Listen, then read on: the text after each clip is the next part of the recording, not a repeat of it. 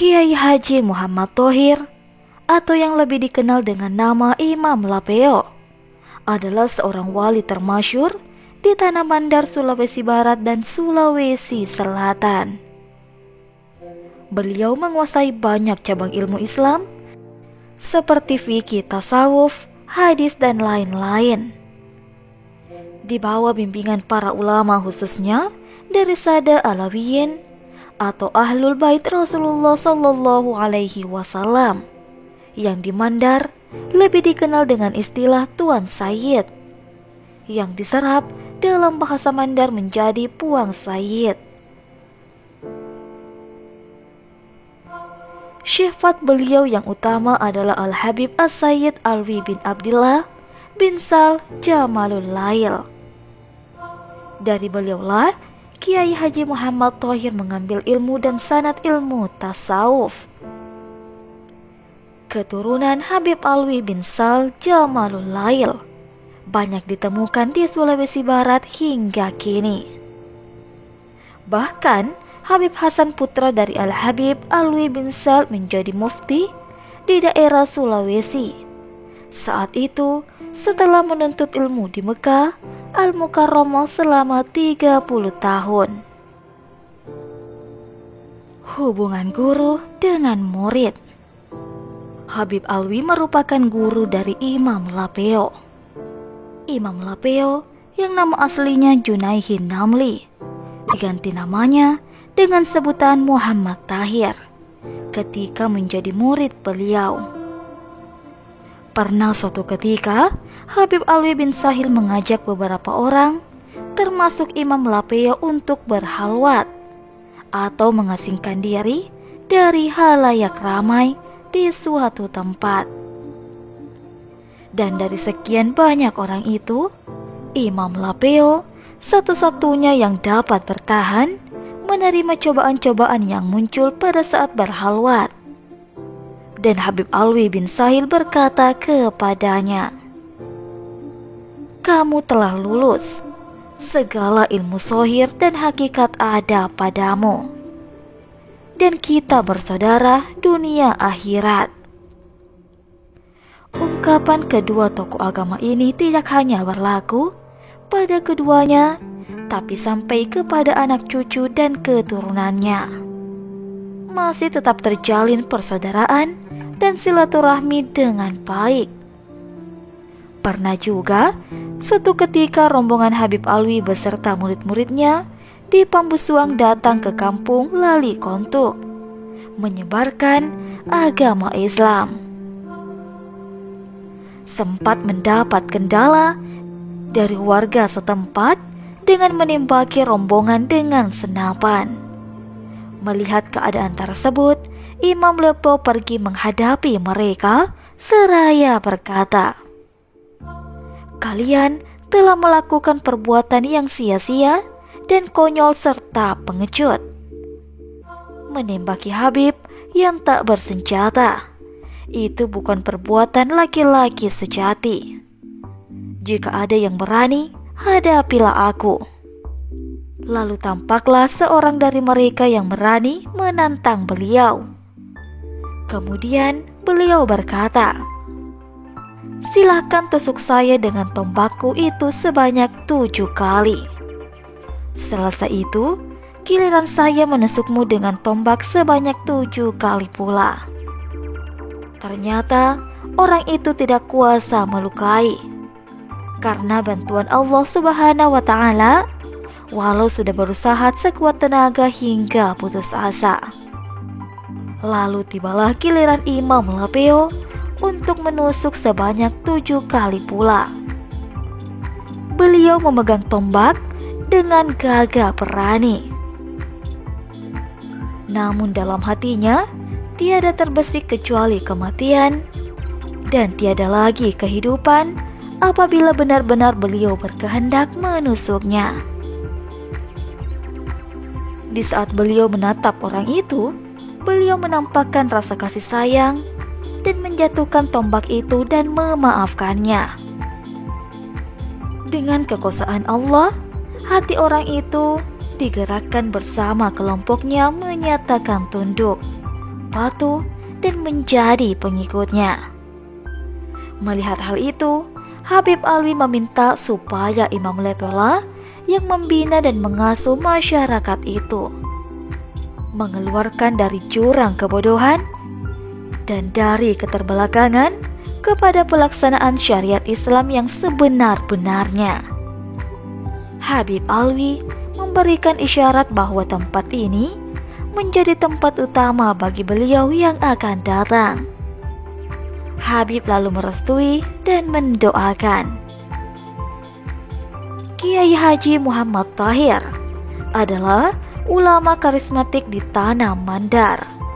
Lahir pada tahun 1838 Masehi. Beliau seorang imam di desa Lapeo yang sederhana dan menyebarkan agama Islam sampai ke Tanah Bugis. Keluarga Imam Lapeo berakar dari sebuah kampung tua yang sejak dulu menjadi tanah kelahiran tokoh-tokoh di Tanah Mandar. Kampung itu bernama Pambusuang. Seorang tokoh nasional yang pernah lahir di kampung ini adalah almarhum Baharudin Lopa, mantan Jaksa Agung Republik Indonesia. Pambusuang saat itu sudah menjadi kota kecamatan Pambusuang dalam wilayah Kabupaten Polewali Mandar atau Polman, Provinsi Sulawesi Barat.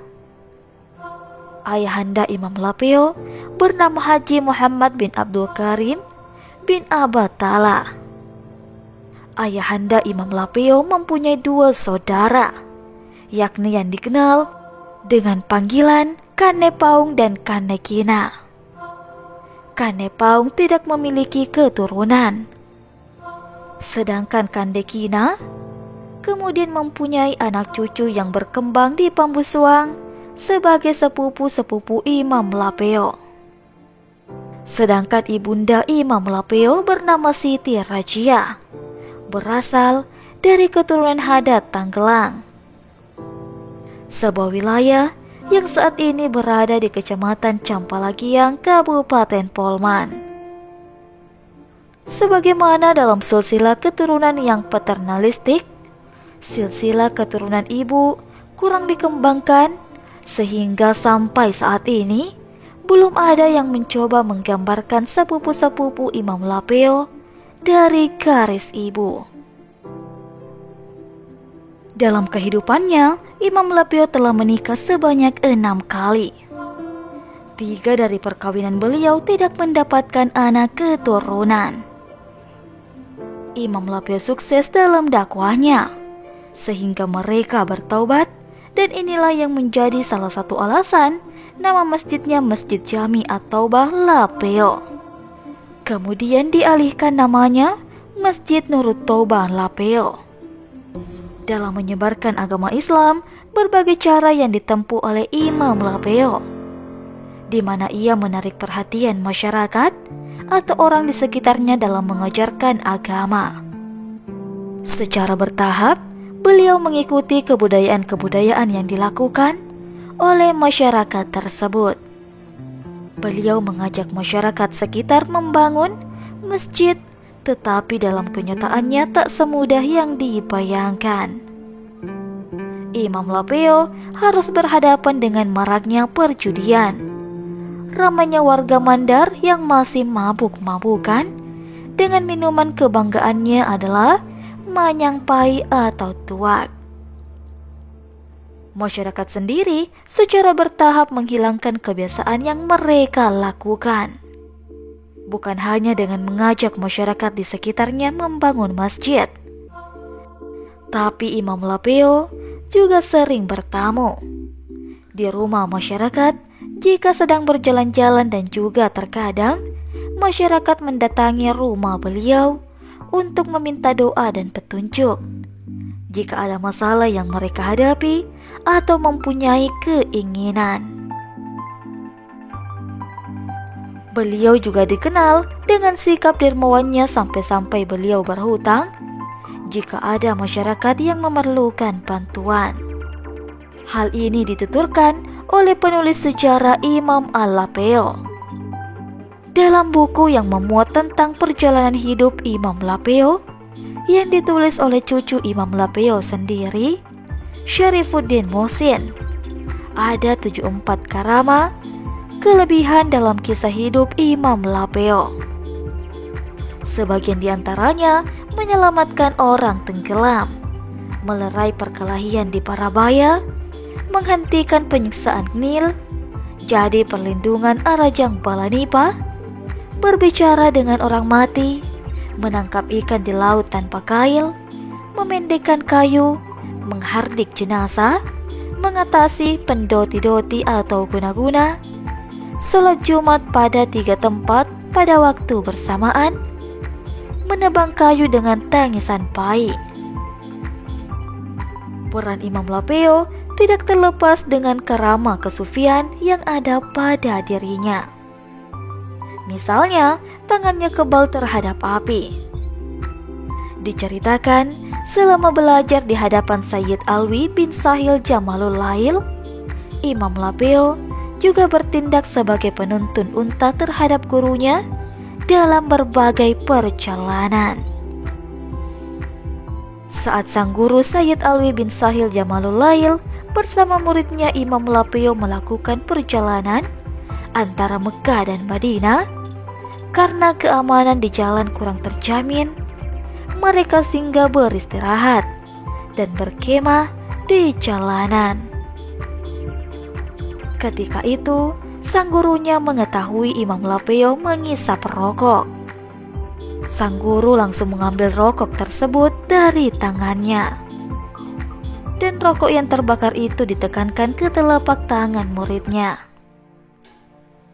Dalam keadaan demikian, Imam Lapeo tidak merintih dan tidak merasakan kesakitan.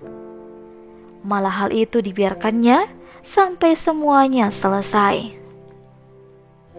Sementara pengalaman pertama Imam Lapeo ketika baru saja berada di Mandar adalah penduduk setempat mencoba mengujinya, melakukan semacam permainan berbahaya.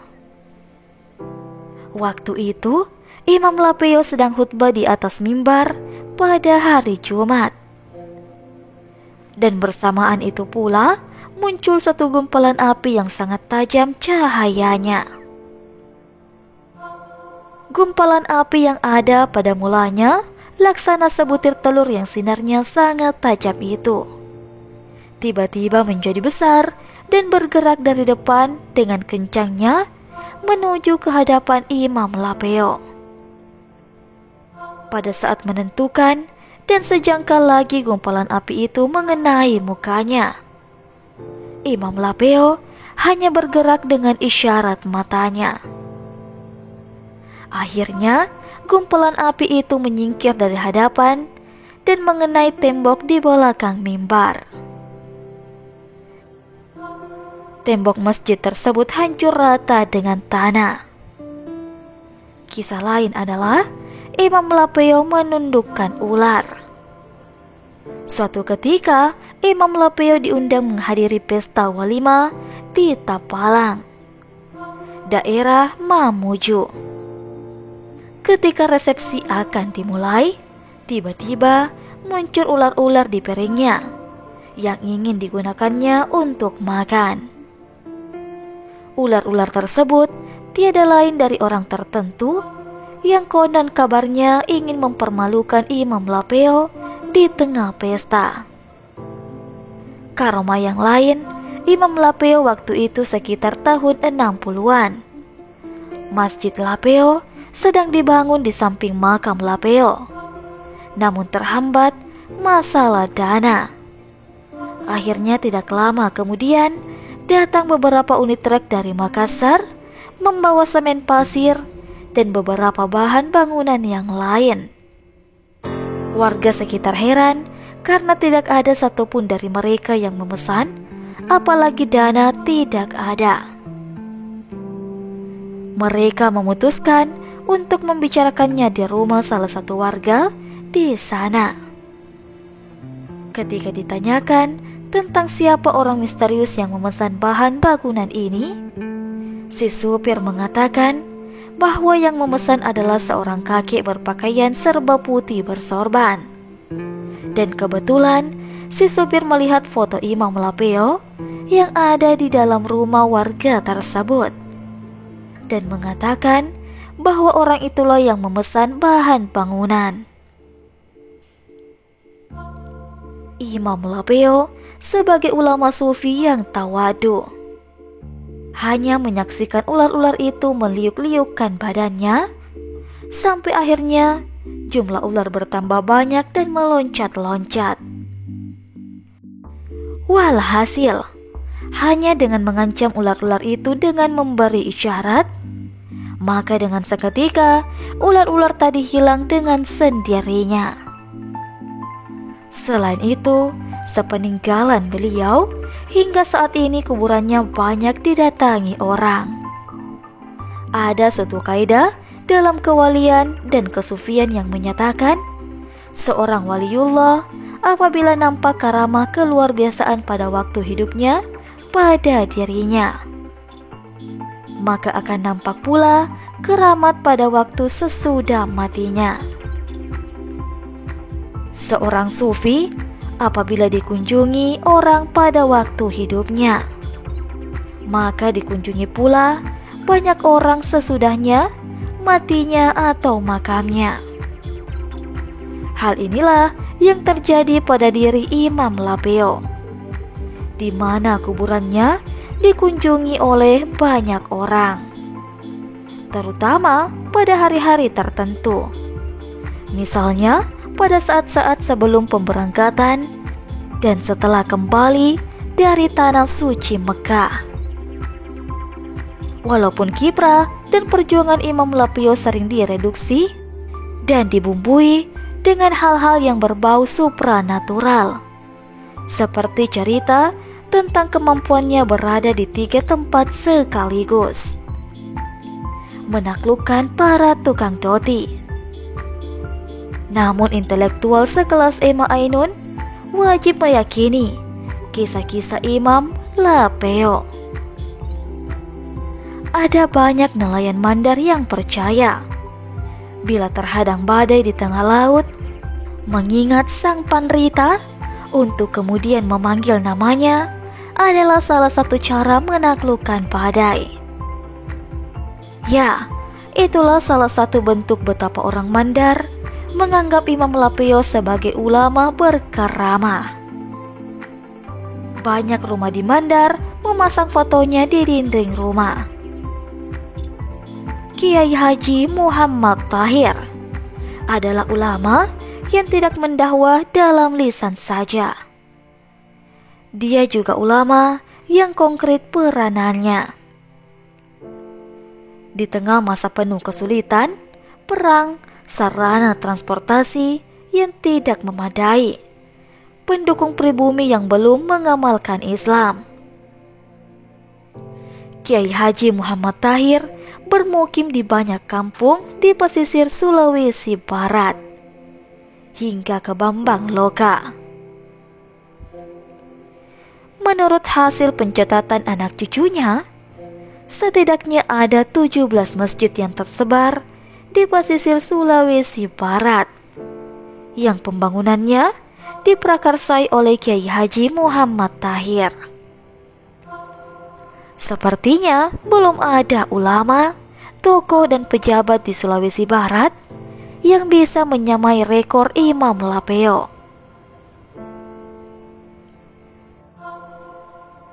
Menurut beliau sendiri, dalam pengakuannya guru-gurunya adalah ayahnya sendiri Muhammad penghafal Al-Quran, kakeknya Abdul Karim Saparaja Kanebuta penghafal Al-Quran, guru Langgau di Pak Buswang, guru-guru di Pulau Salemo, Pangkep, guru-guru di Parepare antara lain Al-Yafil, ayahanda Profesor Haji Muhammad Ali Al-Yafi, guru-guru di Pulau Madura antara lain Kiai Haji Khalil Bangkalan dan Pulau Jawa, guru-guru di Singapura, Malaka dan sebagainya.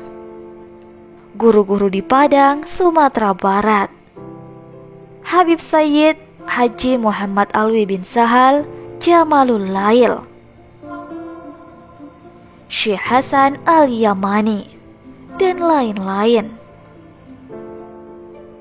Imam Lafai wafat pada usia 114 tahun, tanggal 17 Juni tahun 1952 di Lapeo. Sekarang wilayah Kecamatan Campalagiang, Kabupaten Polman. Dimakamkan di halaman Masjid Nur Al-Taubah di Lapeo yang dibangunnya. Di daerah Mandar lebih dikenal dengan sebutan Masigi Lapeo, Masjid Lapeo, yang terkenal dengan menaranya yang tinggi. Makamnya sampai saat sekarang ini banyak dikunjungi atau diziarahi oleh masyarakat yang datang dari berbagai daerah.